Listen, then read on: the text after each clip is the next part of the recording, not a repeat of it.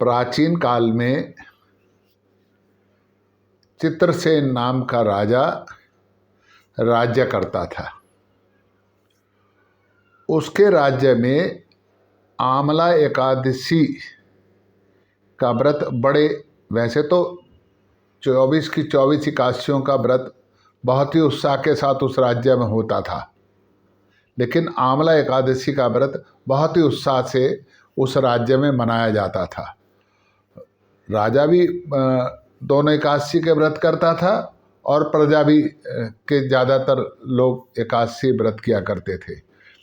आमला एकादशी का विशेष प्रभाव था वहाँ पर, और वैसे भी आमला एकादशी के विषय में कहते हैं कि आमला एकादशी का व्रत करने से, कहानी सुनने से जो अपनी शक्तियाँ हैं, वो जो छिपी शक्तियाँ हैं वो उजागर हो जाती हैं, वो प्रकट हो जाती हैं, सक्रिय हो जाती हैं, काम करने लगती हैं, और उसके प्रभाव से हम हर जगह विजय प्राप्त करते हैं। हर जगह हमारी जीत होती है, चाहे फिर वो कोर्ट हो, चाहे व्यापार हो, कहीं भी हो, चाहे पढ़ाई में, परीक्षा में जा रहे हो, कुछ भी कर रहे हो, अगर आमला एकादशी का व्रत करते हैं तो हमको उस जगह पर जीत, विजय निश्चित होती है, परीक्षा में उत्तीर्ण होती है। शर्त यह है कि हम पढ़ाई करें, मेहनत करें। तो आमला एकादशी का व्रत करने से अपने अंदर जो छिपी हुई शक्तियाँ वो उजागर होती हैं। राजा चित्रसेन भी आमला एकादशी का व्रत करते थे। एक बार की बात है कि राजा जो थे जंगल में शिकार करने चले गए। शिकार खेलते खेलते राजा बहुत दूर पहुंच गए, इतनी दूर पहुंच गए कि अपने नगर का रास्ता भी बहुत पीछे छूट गया था। और जब जंगल में पहुंच गए तो मलेच्छों ने राजा के ऊपर आक्रमण कर दिया। राजा भी बहादुर था, कोई कमज़ोर तो था नहीं राजा। तो राजा ने जब राजा के ऊपर आक्रमण करा तो राजा ने बड़ी बहादुरी के साथ उनका मुकाबला करा, और काफ़ी देर तक युद्ध चलता रहा। दोनों तरफ से खूब युद्ध हुआ, और वो जो थे मलेच्छ वो अचंभित थे कि ये इकलौता राजा हमसे हार क्यों नहीं रहा है। तो धीरे धीरे मलेच्छों की संख्या बढ़ती चली गई, लेकिन जैसे जैसे मलेच्छों की संख्या बढ़ रही थी, राजा की शक्तियाँ बढ़ती चली गई। और फिर कुछ आदर्श लोग आ गए शक्तियों के रूप में, और उन्होंने उन मलेच्छों को मार पीट करके, जो दुष्ट लोग थे उनको मार पीट करके भगा दिया। राजा बड़ा अचंभित हुआ।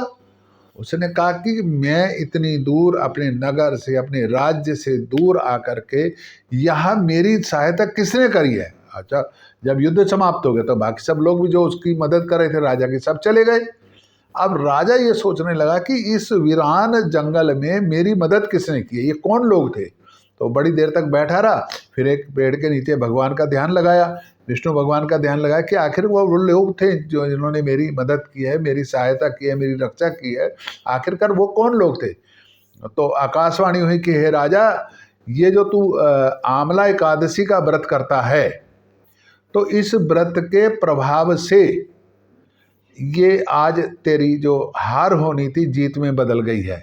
तो ये एकादशी व्रत का प्रभाव मैंने अभी भी आपको बताया था कि जब हम एकादशी व्रत करते हैं तो हमारे अंदर जो छिपी हुई शक्तियाँ हैं वो सक्रिय हो जाती हैं, और हमारे को काम करने की नई ऊर्जा प्राप्त होती है।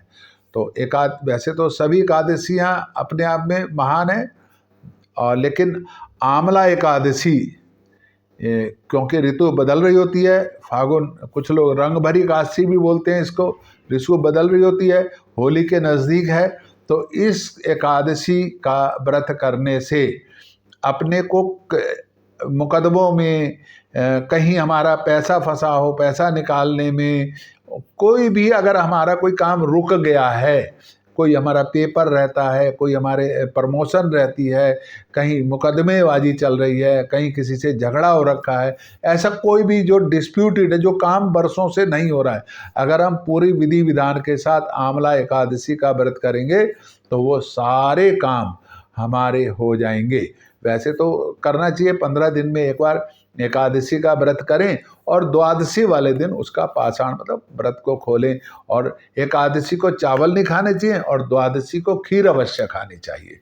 तो अच्छा मौका है। और खाटू श्याम जी का मेला भी भरता है एकादशी वाले दिन, तो बहुत भीड़ होती है, बहुत बड़ी दूर दूर से विदेशों तक से लोग आ रहे हैं। और अब तो खाटू श्याम जी का मंदिर भी बड़ा भव्य बन गया और वहाँ पर एक दर्शन करने की व्यवस्था भी बहुत सुंदर है।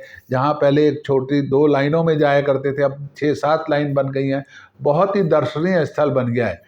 तो ये जो आमला एकादशी का व्रत करें, अगर नहीं कर सकते तो कथा पढ़ें, नहीं तो ये कथा सुने, खुद भी सुने और दूसरों को भी सुनाए।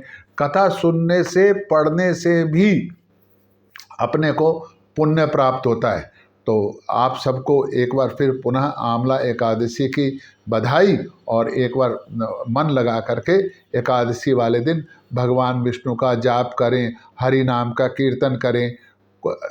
कुछ भी जो आपको लगता है प्रभु के आराध्य का स्नान कराना, वस्त्र बदलना, प्रभु के जैसा आप फलाहार बना रहे हैं तो उसका भोग लगा करके भोजन करना, तो भगवान की जितनी सेवा की जा सकती है।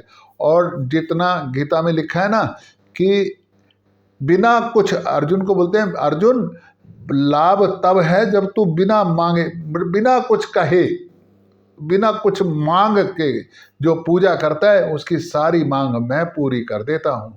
इसलिए मांगने की, तो भगवान से मांगने की क्या आवश्यकता है, सब पता है। वो है ना, एक संत खड़े थे और राजा के पास से जाकर के दरबार के पास एक भिखारी खड़ा था, संत उसको देख रहे थे, बड़ी देर तक खड़े रहे। महाराज निकले और संत भिखारी की तरफ देखा और चले गए। संत ने पूछा, सब मांग रहे थे राजा से, और जो मांग रहे थे वो उसको वो दे भी रहा था, लेकिन भिखारी, उस व्यक्ति ने, जो निर्धन व्यक्ति था, भिखारी कहना अच्छी बात नहीं है, निर्धन व्यक्ति था, उसने कुछ मांगा नहीं। तो संत ने पूछा, भाई आपने इससे कुछ मांगा क्यों नहीं?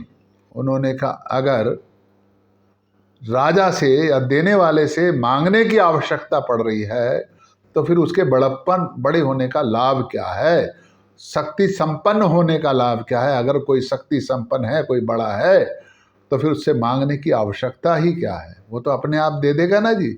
मेरा वेश, मेरा रूप, जो मेरा वेश, मेरा रूप देख करके नहीं समझ पाया कि मैं कितना निर्धन हूँ, कितनी मेरे को आवश्यकता है, फिर उससे मांगने से भी क्या होगा? तो भगवान से मांगने की आवश्यकता नहीं है, भगवान के आगे तो भाव प्रकट करने की आवश्यकता है, भगवान के आगे तो आराधना करने की आवश्यकता है, भगवान की तो पूजा करने की आवश्यकता है, भगवान के साथ भगवान में हो जाने की आवश्यकता है। जब भाव से भावना प्रकट होगी और भावना से आराधना होगी तो भगवान तो भक्तों के भाव में डूबे रहते हैं। आप जरा सा पुकारो, भगवान आ जाते हैं। और आपको फिर, अगर आपकी सच्ची भावना होगी तो भगवान को पता है आपको क्या चाहिए, फिर मांगने की आवश्यकता ही क्या है। सहजता से, सरलता से कर्म करते चले जाओ, अपने आप भगवान कर्म का फल दे देगा। बोलो विष्णु भगवान की जय। ओम नमो भगवते वासुदेवाय। ओम नमो